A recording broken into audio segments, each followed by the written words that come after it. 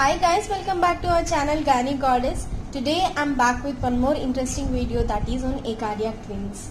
Twins seem to be very interesting, very cute with their beautiful smiles, but here we are going to discuss a heartbreaking condition where one of the fetus doesn't have a heart and it depends on the other twin for its blood supply.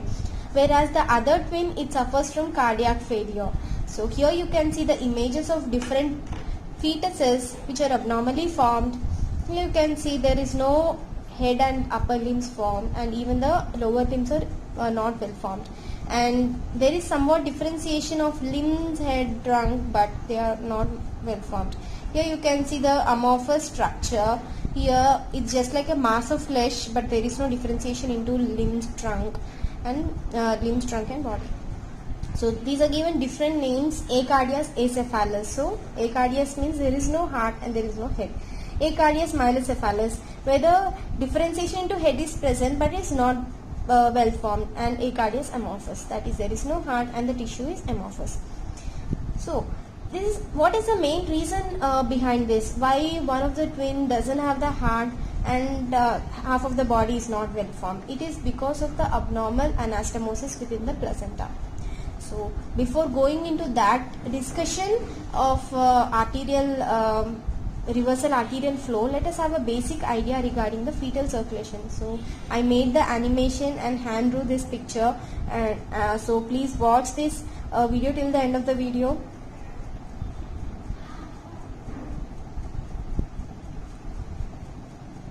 So first let me explain. This is the placenta and umbilical vein, and it enters into the inferior vena cava through the ductus venosus and right atrium, and most of the blood from right atrium enters into the left atrium to the foramen ovale and left ventricle, arch of aorta, descending aorta, and common iliac arteries, internal iliac and umbilical arteries.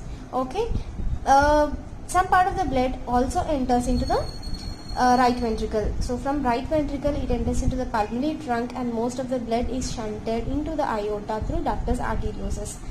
So here the mixing of the blood occurs, and rest of the blood enters into the placenta for oxygenation.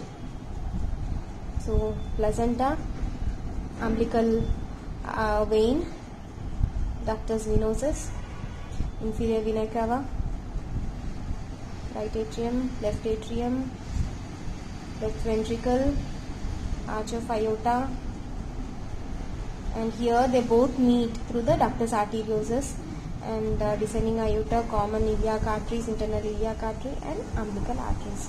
Though they are called arteries, they carry deoxygenated blood, relatively deoxygenated blood, and this blood is taken up to the placenta and is oxygenated from the blood of the maternal circulation. So I'll make a separate video on the fetal circulation, but here you need to have a basic idea regarding this.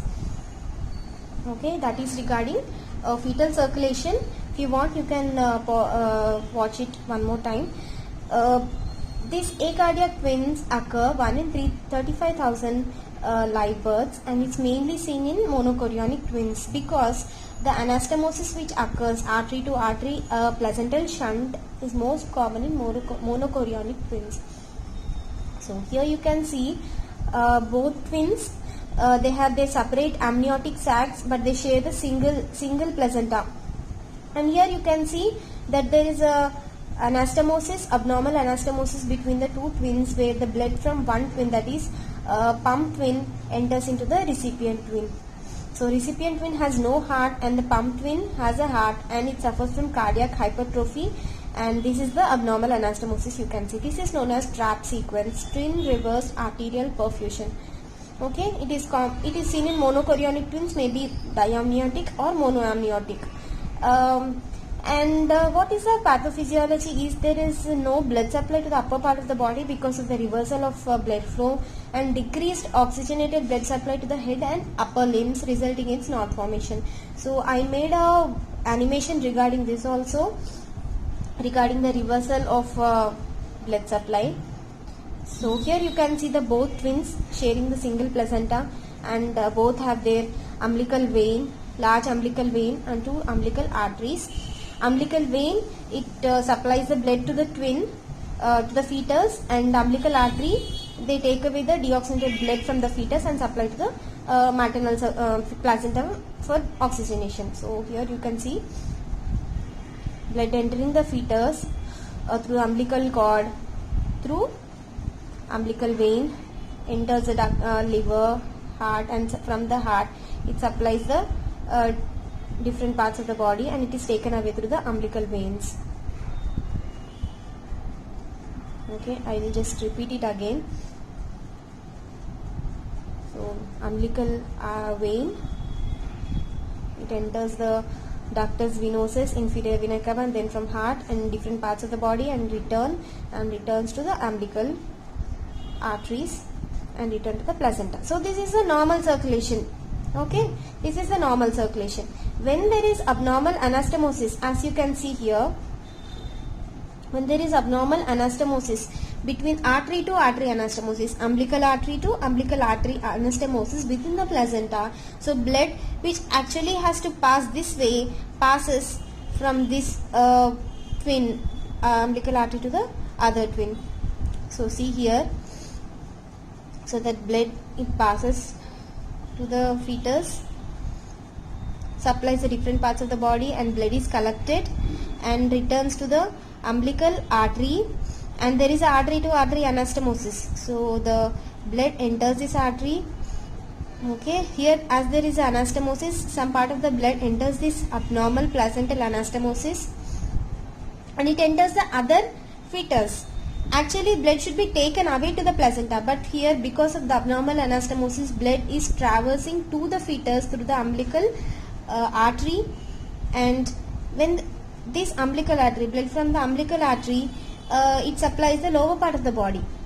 It cannot supply the upper part of the body. So this fetus has to pump the blood with large amount of force because it has to supply the blood to this fetus also. So there occurs cardiac hypertrophy and heart failure. So I'll just repeat this abnormal anastomosis video here.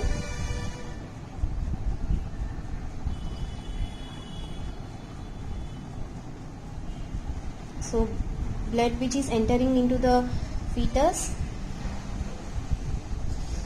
okay, supplies a different part of the body of the normal fetus, and the deoxygenated blood which enters the umbilical artery because of the abnormal anastomosis enters into the other twin.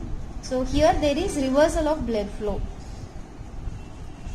So it enters the umbilical arteries of the other twin. This is the relatively deoxygenated blood. So only some part of the body is formed, and head and upper limbs are not formed, and hearts get atrophied because of this deoxygenated blood. Okay, so that is regarding the pathophysiology, how the blood flows, what is meant by twin reversed arterial perfusion. Okay, hope you understood. And how do you diagnose this? So this is usually diagnosed by ultrasound, which we commonly use nowadays. Color Doppler, when we put a color Doppler on that, there is a artery to artery anastomosis with the reversal flow, and there may be amorphous cephalic pole. So cephalic pole of the fetus is abnormally formed. Sometimes hand, upper limbs are also not formed. What is the treatment? So how can you do? What is the treatment you can do?